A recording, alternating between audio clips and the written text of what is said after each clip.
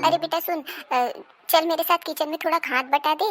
तू बर्तन धो दे, मैं किचन विचन साफ कर लेती हूँ। हम दोनों सास बहू मिलके काम करेंगी तो जल्दी हो जाएगा। मैं कब से सुबह से लगी हुई हूँ, काम खत्म ही नहीं हो रहा है। चल बेटा। अरे मम्मी जी, सोचना भी मत कि मैं आपके साथ किचन में चल के काम करवाऊंगी। मुझसे ये सब काम वाम नहीं होगा। मेरे पापा ने क्या मुझे इसलिए इतना पढ़ाया लिखाया है कि मैं जाके झाड़ू पोछा बर्तन कपड़ा करूँ? वो सब आप ही का काम है, आप ही करिए, मुझसे नहीं होगा। और आपसे नहीं होता है तो नौकरानी रख लीजिए ना, मुझे नौकरानी बनाने की कोशिश मत करिए। अरे बेटा, इसमें नौकरानी की क्या बात है? सभी को अपने घर का काम करना पड़ता है। ये तो हमारे घर का काम है। जो हम खाते हैं हमें वही तो धोना है, और जो गंदगी हम करते हैं हमें वही साफ करना है। उसमें नौकरानी वाली क्या बात है? और क्या पढ़े लिखे लोग अपना खाना नहीं खाते, या बर्तन नहीं धोते, या कपड़े नहीं धोते? वो सब तो उनकी ज़रूरतें हैं। और रोज़ के काम तो हमें घर के करने ही पड़ेंगे ना बेटा। किस किस काम के लिए हम बाहर से नौकरानी ले आएंगे? थोड़ा बहुत हाथ पैर तो हमें भी चलाना पड़ेगा ना। और वैसे भी तो भले कितनी भी पढ़ी लिखी हो, घर पे बैठी ही है ना। तो घर पे बैठने से तो अच्छा है थोड़ा बहुत मेरे साथ हाथ बटा ले। देखिए मम्मी जी, आपके घर पे बेटियां काम करती होंगी, मेरे घर पे मैंने कभी काम नहीं किया है। मैंने तो खाना खाने के बाद अपनी थाली भी किचन में नहीं रखी है। मेरे पापा ने मुझसे कभी कोई काम नहीं करवाया। मैं अपने मम्मी पापा के कलेजे का टुकड़ा हूँ। मैंने कभी वहाँ काम नहीं किया तो मैं यहाँ कैसे करूँगी? मुझसे नहीं होगा ये नौकरानियों वाला काम। आपसे होगा, आप करिए। मुझसे मत उम्मीद रखिए कि मैं घर का काम करूँगी। देख बेटा, सबके माँ बाप के लिए सबके बच्चे उनके कलेजे का टुकड़ा ही होते हैं। मेरे लिए भी मेरी बेटी मेरे कलेजे का टुकड़ा ही थी। मैंने भी उसे बहुत नाजों से पाला पोसा है। इसका मतलब ये नहीं है कि वो अपने ससुराल जाकर काम नहीं करेगी। वो बैठी रहेगी और उसकी सास सारा काम करके देगी। मैं ये नहीं कहती कि तू घर का सारा काम अकेले कर। मैं तेरे साथ कर रही हूँ ना, जैसे मैं अपनी बेटी के साथ करती थी वैसा मैं तेरे साथ कर रही हूँ। अब इससे ज़्यादा तू मुझसे क्या उम्मीद रख सकती है? और तू ये उम्मीद करती है कि तू बैठ के खाए और मैं तुझे बना बना के दूँ, तो बेटा ये गलत है। अगर तू बीमार रहेगी या तुझे कोई तकलीफ है, कुछ बात है, तो मैं बना के दूँ वो बात अलग है। लेकिन तू ठीक है और मैं तुझे बना बना के दूँ, ये बात तो गलत है ना बेटा। देखिए मम्मी जी, मुझे नहीं पता आपने दीदी की परवरिश कैसे की है कैसे नहीं, लेकिन मेरे माँ बाप ने मुझे बहुत नाजों से पाला है और उन्होंने मुझसे कभी कोई काम नहीं करवाया है। और मैंने जब कोई काम किया ही नहीं तो मैं यहाँ कैसे काम करूँगी? मुझसे कोई उम्मीद मत रखिए। मैं सिर्फ मेरा और मेरे पति का काम कर सकती हूँ, पूरे घर का नहीं। और वो भी सिर्फ मैं खाना लेकर खा सकती हूँ, उन्हें दे सकती हूँ।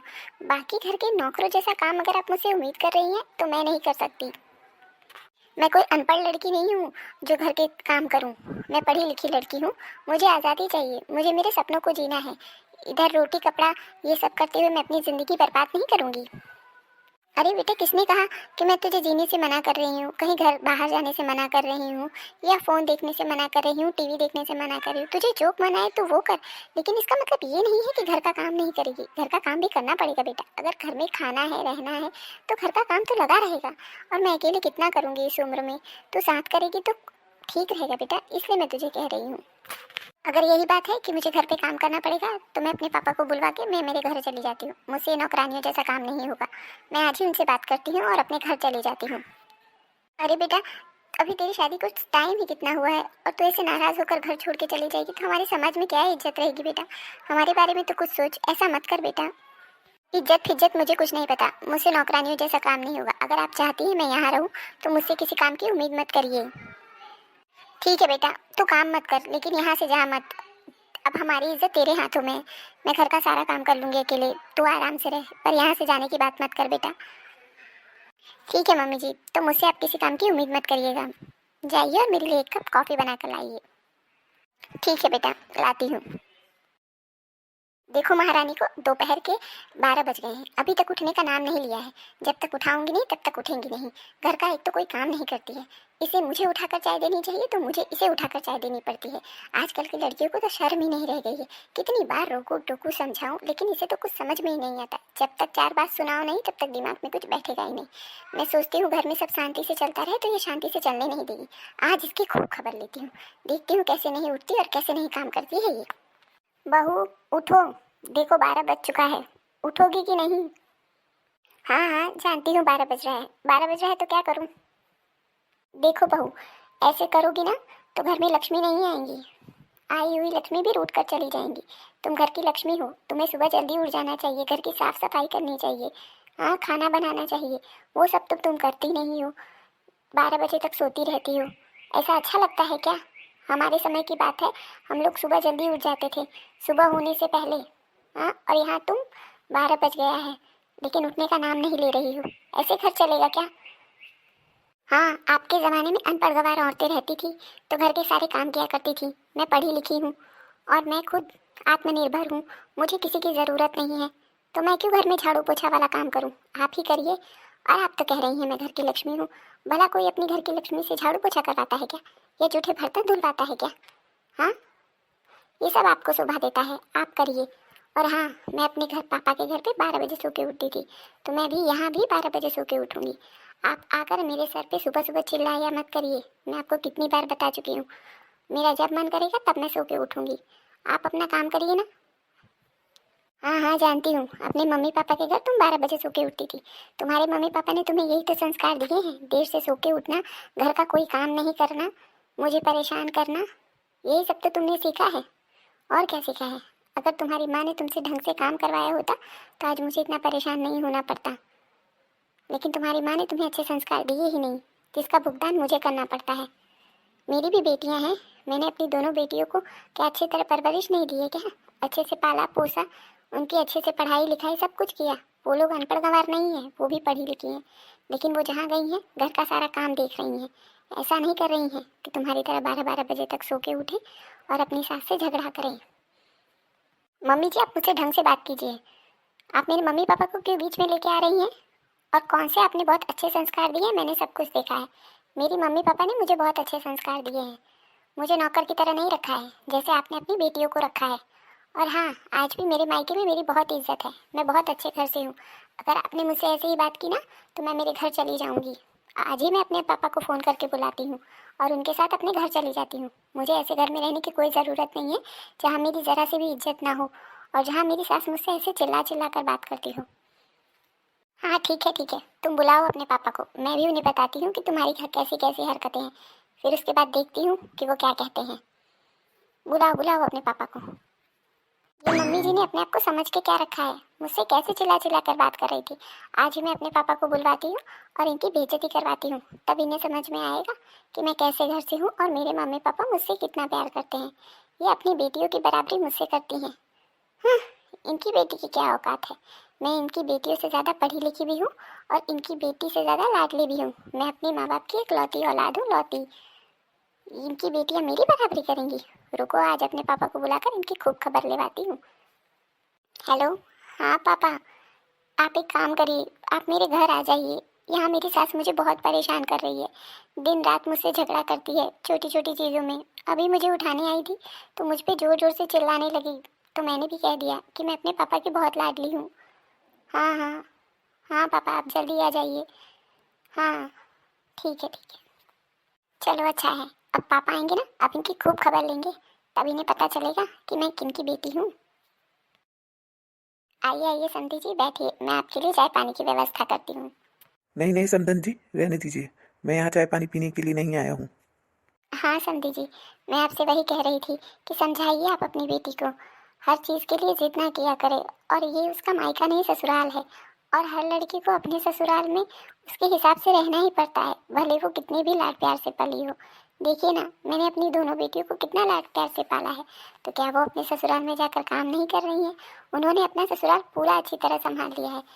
इसकी शादी जब से हुई है मैं इसे यही समझाने की कोशिश कर रही हूँ, पर ये इस बात को समझने के लिए तैयार ही नहीं है। मुझे लगता है आप समझाएंगे तब ये समझ जाएगी। ऐसा क्या कर दिया है समधन जी मेरी बेटी ने कि मुझे उसे समझाना पड़ेगा?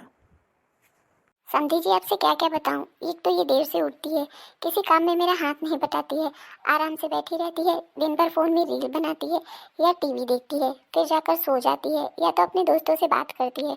खाना खाती है तो अपनी थाली तक नहीं उठाती है। कई कई दिनों तक तो इसके कपड़े बाथरूम में पड़े रहते हैं, फिर मजबूर होकर मुझे ही धोना पड़ता है। ये सब कितने दिन तक चलेगा, आप ही बताइए। अगर ये ऐसा ही काम करेगी तो घर आई हुई लक्ष्मी भी वापस लौट जाएगी। मैं इसे समझाने की बहुत कोशिश कर चुकी हूँ, लेकिन ये मेरी बात समझने को तैयार नहीं है। अच्छा है, अब आप आ गए हैं, आप इसे आराम से बैठकर समझाइए, मैं आपके लिए चाय पानी की व्यवस्था करती हूँ। नहीं नहीं समधन जी, रहने दीजिए। मुझे आपके चाय पानी की ज़रूरत नहीं है। बार बार चाय पानी पूछने से अच्छा है कि आप मेरी बेटी को अच्छे से रखें। और इसमें मेरी बेटी की कोई गलती नहीं है। उसने आज तक अपने घर पे कोई काम नहीं किया है, तो यहाँ आकर के वो कैसे काम करने लग जाएगी? हमने अपनी बेटी को बहुत नाजों से पाला है, बहुत लाड प्यार से रखा है। वो कैसे घर का काम करेगी? हमने क्या उसे घर का काम करने के लिए बड़ा किया है?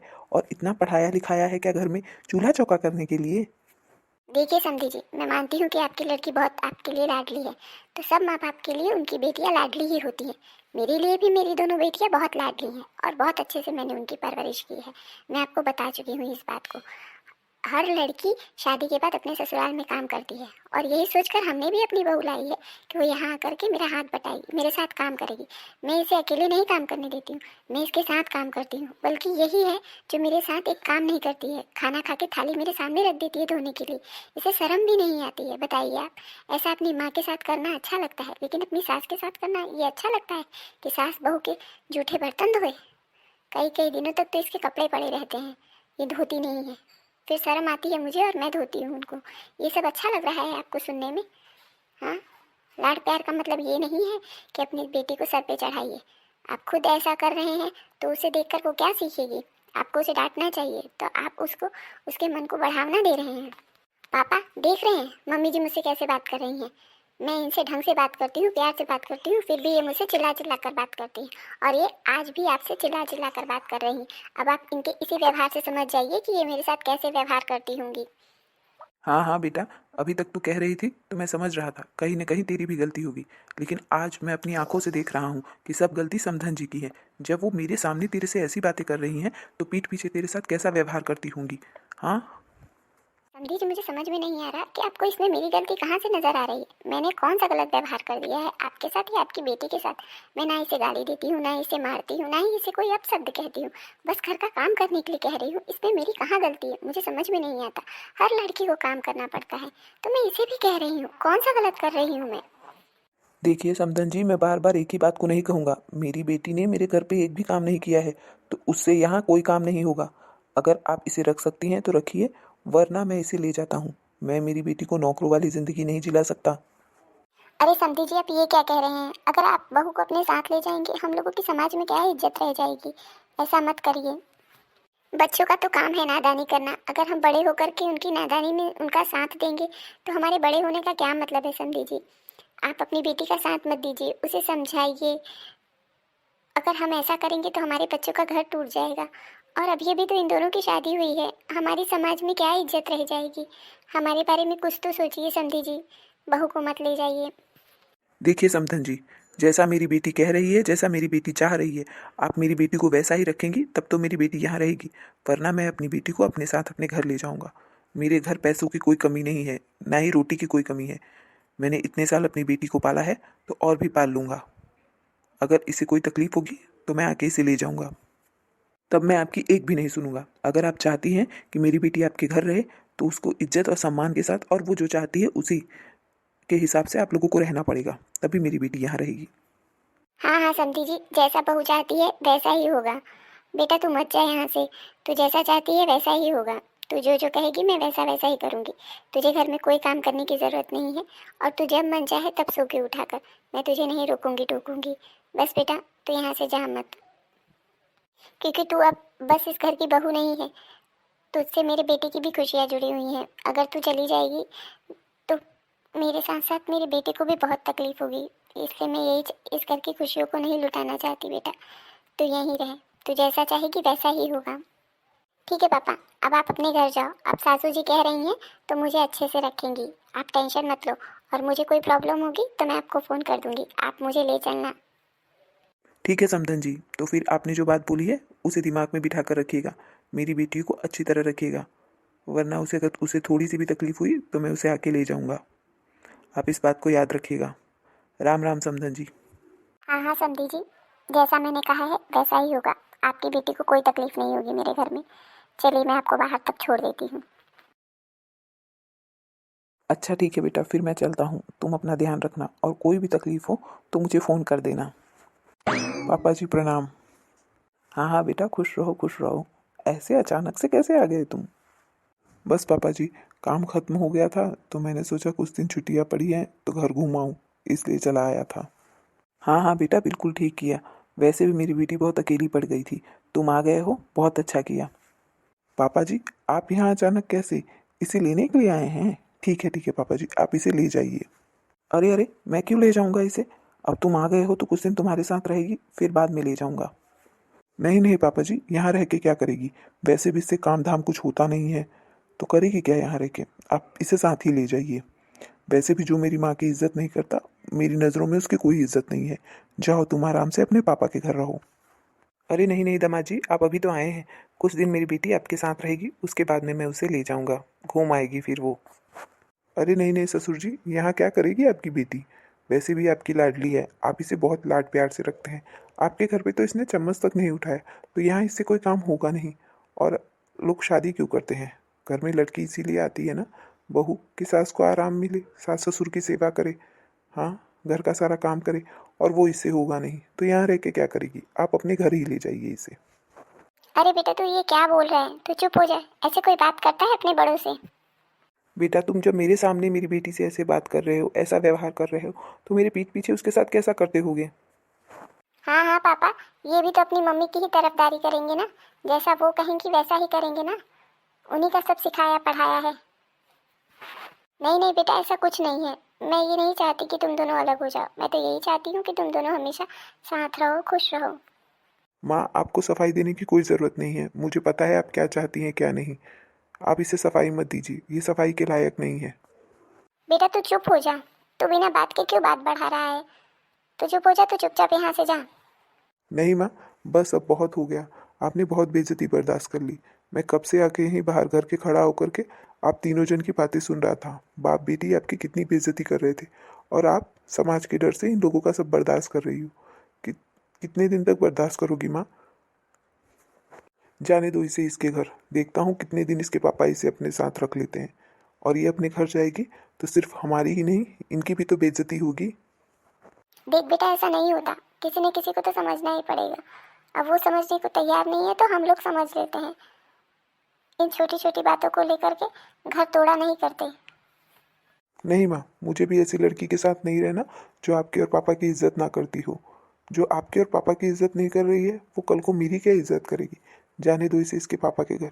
इसके पापा के घर इसकी बहुत इज्जत है, बहुत प्यार और बहुत सम्मान मिलता है, तो वहीं रहे। तू मेरे सामने ज़्यादा चपड़ चपड़ मत कर। जा अभी यहाँ से। क्या करना है क्या नहीं करना मैं देख लूँगी। समझी जी, आप निश्चिंत होकर अपने घर जाइए। चिंता मत करिए, आपकी बेटी को कुछ नहीं होगा। मैं हूँ ना यहाँ। जब तक मैं हूँ तब तक उसे मैं अपनी बेटी की तरह ही रखूँगी। समधन जी, मुझे माफ़ कर दीजिए, मुझसे बहुत बड़ी गलती हो गई। मैं आपको बहुत गलत समझ बैठा। मुझे अपनी बेटी की कोई गलती नज़र नहीं आ रही थी। आपने सही कहा, हर लड़की को अपने ससुराल में काम करना ही पड़ता है, तो इसे भी करना ही चाहिए।